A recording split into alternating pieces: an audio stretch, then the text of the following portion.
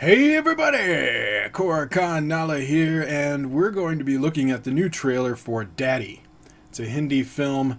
We had seen the teaser back in December, and we didn't have any subtitles on that, so I didn't know what the dialogue was. They were in it looked like a holding cell or an interview room at a police station, and our main character was being interrogated, but I didn't know what they were talking about. So one of the subscribers had commented, Ronnie, and told me it was about this real life person, Arjun Gali, who was a member of a gang, the D gang in Mumbai, and then went against the D gang, and then later became a politician, was known as Robin Hood in some areas. So it's a neat little evolution of how this guy had gone from being a criminal to a politician.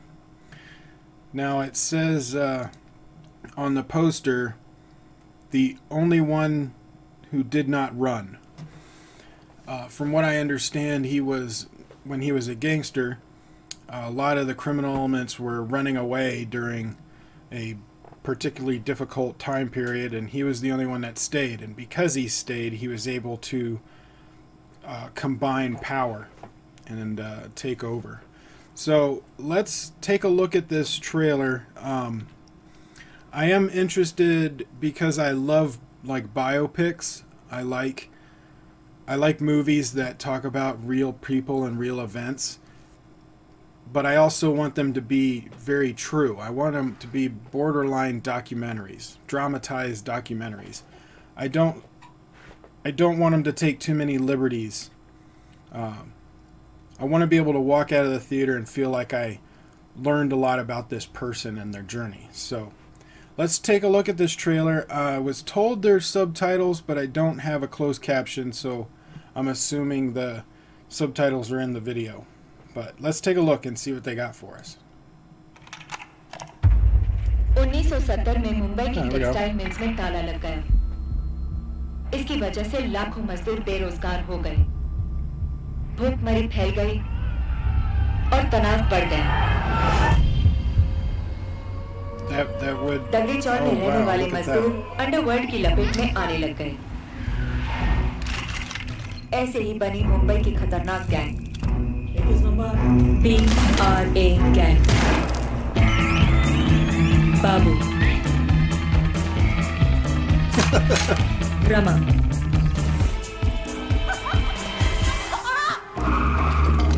I like the period piece of the 70s and 80s.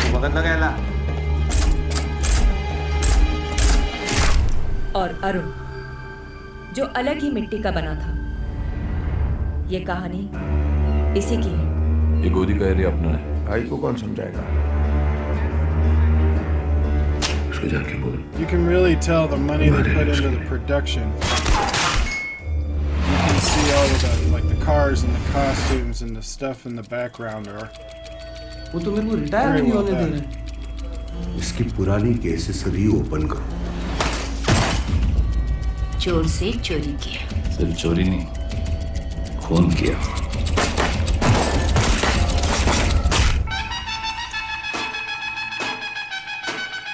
उसने दगड़ी को अपना किला बनाया। उसको लगता है गांधी टोपी पहनने से आदमी गांधी बन जाता। मैं भगोड़ा नहीं, मैं मेरा देश छोड़ के नहीं भागने वाला।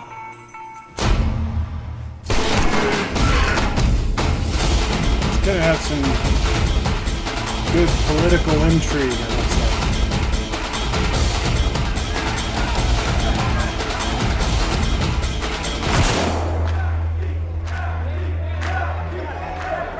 आप पर जो चार्जेस लगाए गए हैं उनके बारे में आपको कुछ कहना है क्या? मैं निर्दोष।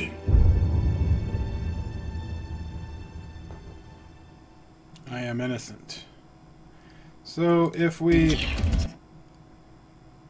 first off, this first shot right here, it kind of took me by surprise, and what I think is really smart that they did was the beginning they were showing old footage of the 1970s. So you're getting used to this format of film footage, so that when they go to your title, and then boom, you get this really nice, clean, cinematic look. Like it really impresses on you, like, oh, whoa, the production looks really good, because you were used to seeing that TV. But the production does look really good. So you go from this little TV to this nice big cinematic film. It kind of like pulls you in, like this is the 1970s. Some of these night shots look pretty good. Where's the... I liked the clothes. There. You can see all of the shirts from the 1970s. The outfits and everything looks like it's, you know, the production value of it. For stuff like this, you can see the jewelry, the lamp in the background. Looks very 70s. He's getting the hairdo. Look at that hairdo, man. That's pure 70s right there.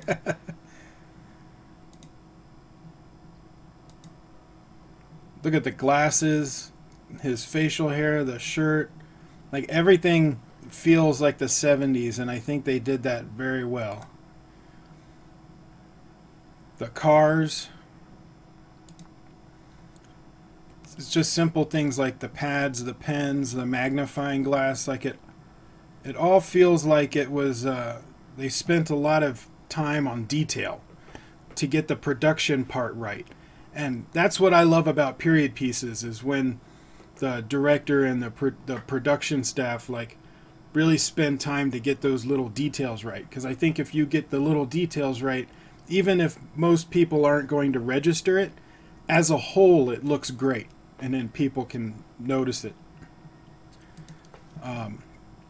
Yeah, I think it looks good. Again, I like period pieces. I also like kind of biopics. And this is based on a true story, which means that they're going to dramatize some things. I just don't know how much they're going to dramatize it. So when the movie comes out, we may have to have a discussion of, did this really happen this way or that way, and stuff like that. Of course, it is fun to have those conversations. So, yeah, it looks intriguing. I think it's very well shot. Cinematography looks good. The directing looks really good. The way that the director is framing things is intriguing. Some of the shots are standard, kind of like this one is pretty standard shot, because you're showcasing the audience. You're trying to show that there's a lot of people there for him. But then some of those other shots, like when he was interviewing the guy, like right here, you know, very close up framing, but you have both people in frame. Very good, very clean. I'm liking it. I'm liking it. Oh, that's a pretty cool shot too. I like the lights. Anyway, I think it's going to be a pretty good movie. I'm interested. I'm intrigued. But what do you guys think? Comment below and let me know your thoughts on Daddy. How close to the original story of Arjun do you think they're going to get? What do you think they're going to dramatize to make the movie more interesting than real life? Or what elements do you think they might change because it wouldn't translate very well on film? Now I wanted to get into a question.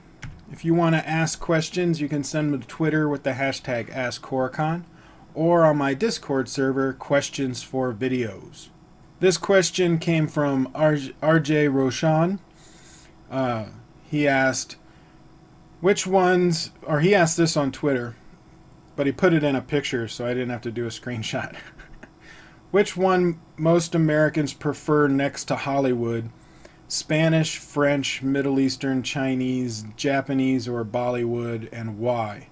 And what would be your choice? Well, I mean, obviously my choice would end up being Indian cinema.